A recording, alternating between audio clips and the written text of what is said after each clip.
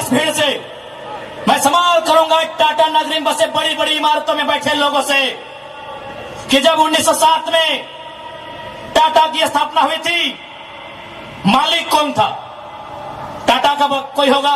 जब 1907 में टाटा की स्थापना हुई थी, मालिक कौन था? Who was the founder? Who was the owner? Tata का कोई होगा? नौसेरे भाई टाटा या जो भी उनका नाम है। आज 115 साल बीत चुके हैं, आज टाटा का मालिक कौन है?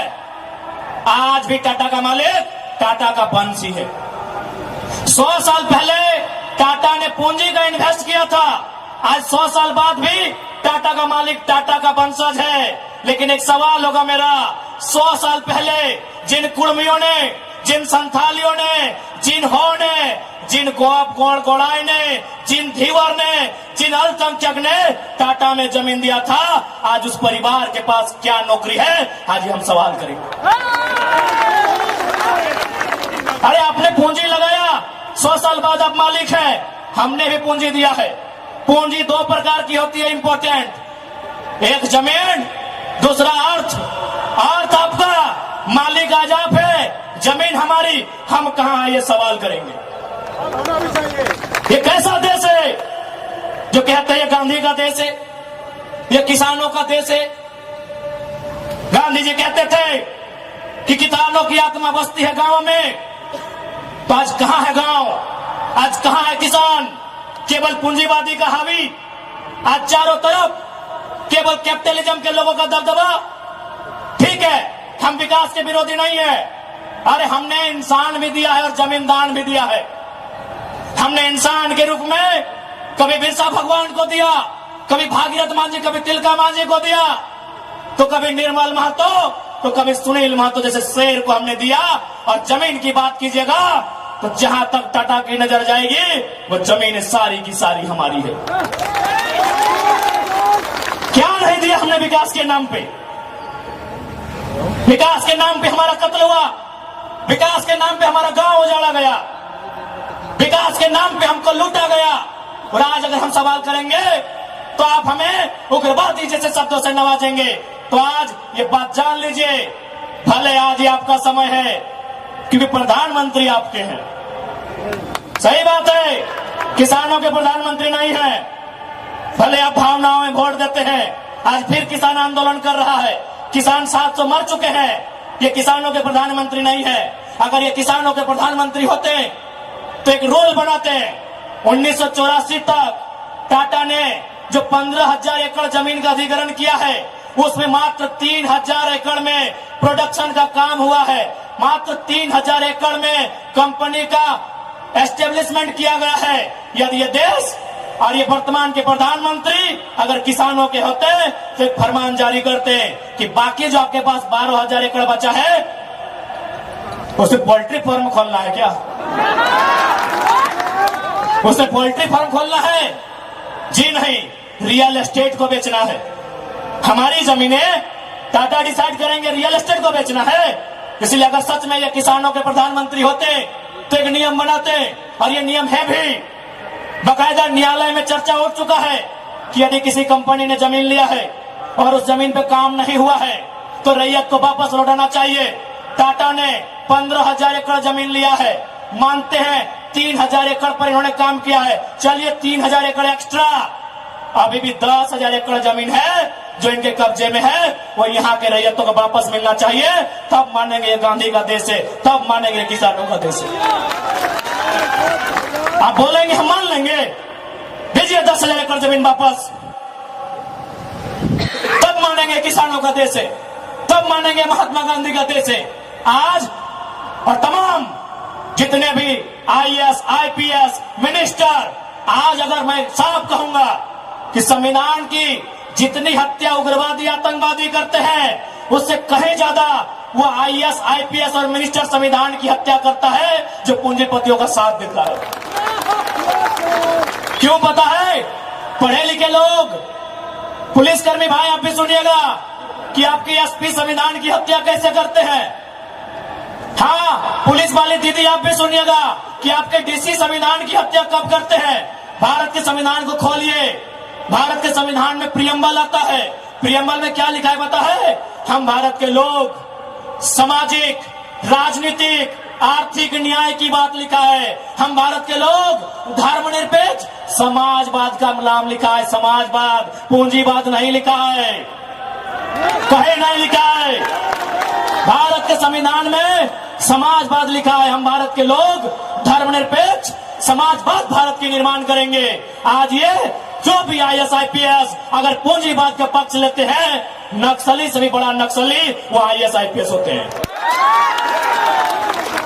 हाँ, हम सीधा ठोक के कहेंगे।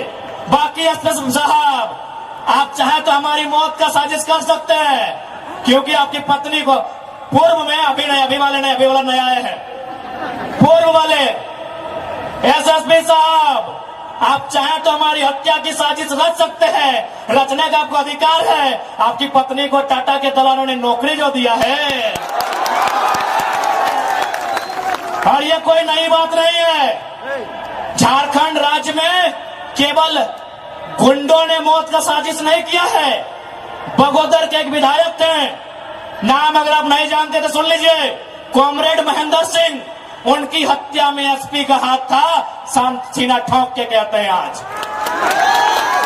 आज भी गांव में लोग कहते हैं कि कॉमरेड महेंद्र सिंह की हत्या में उस समय जो भी थे, क्योंकि हम लोग उस समय अंडा मेरा छोटा बच्चा थे, हमें आइडिया नहीं है। जो भी थे, जिस भी जिला के थे, झारखंड में 24 में से एक एसपी का हाथ था महेंद्र सिंह की हत्या में। तो ऐसे लोग जिनकी पत्नियों को, जिनके बच्चों को ये लोग नौकरी देंगे, वो हत्या करने से पीछे कैसे हटेंगे?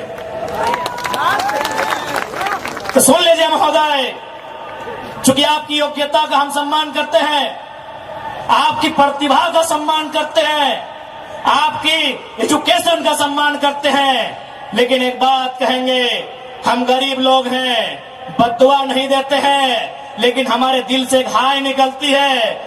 उस हाय से याद रखिएगा, ये विधाता आपको कभी माफ नहीं करेगा। अरे भाई, अगर हिम्मत नहीं है तो काहे गर्व से बोलते हैं कि IAS IPS बन के आए हैं? अगर Tata, Vedanta, Birla, BCCL, CCL, Ambani, Adani, Usha Martin, TISCO, Telco, अगर उनकी गलत नीतियों से आपको लड़ने का हिम्मत नहीं है तो काहे खुद को IAS IPS की गिनती करवाते हैं?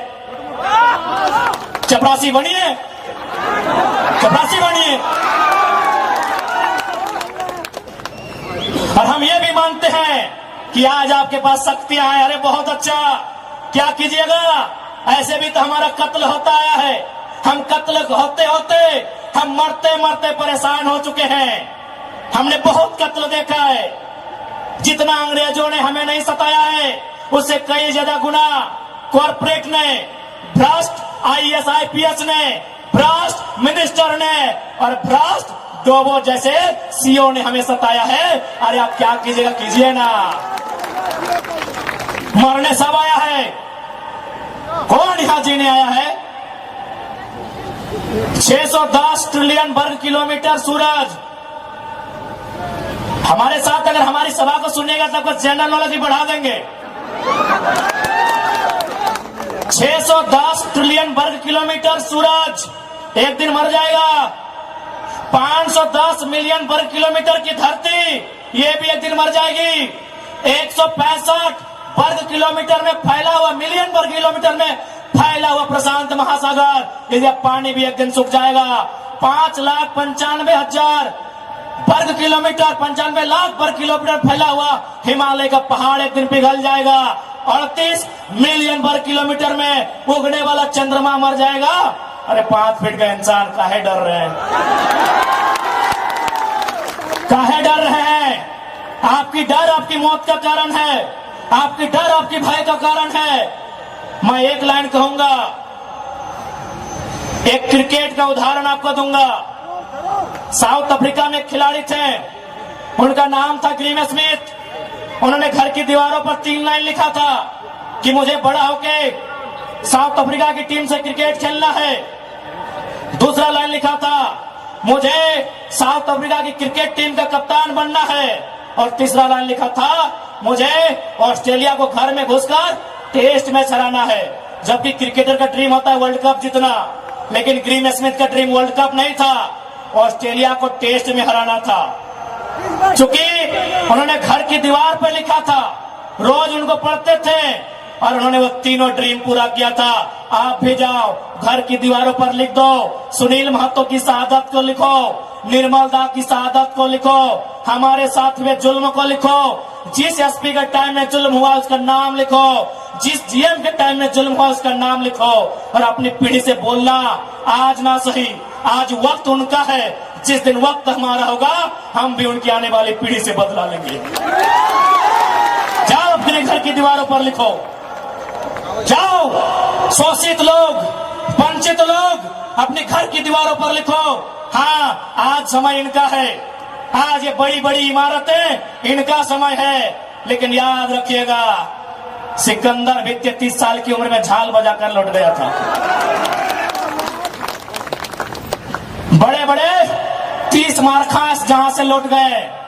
इसलिए मैं तमाम लोह नगरी में जितने पदाधिकारी हैं, जितने मिनिस्टर हैं, मैं एक संदेश देना चाहूंगा, पाप का भागी मत बनिए। पाप किसी के बाप का नहीं होता है। कंपनियों की दलाली मत कीजिए, रैयत के साथ इंसाफ कीजिए। ये मैं तमाम प्रशासनिक लोगों से निवेदन करना चाहूंगा।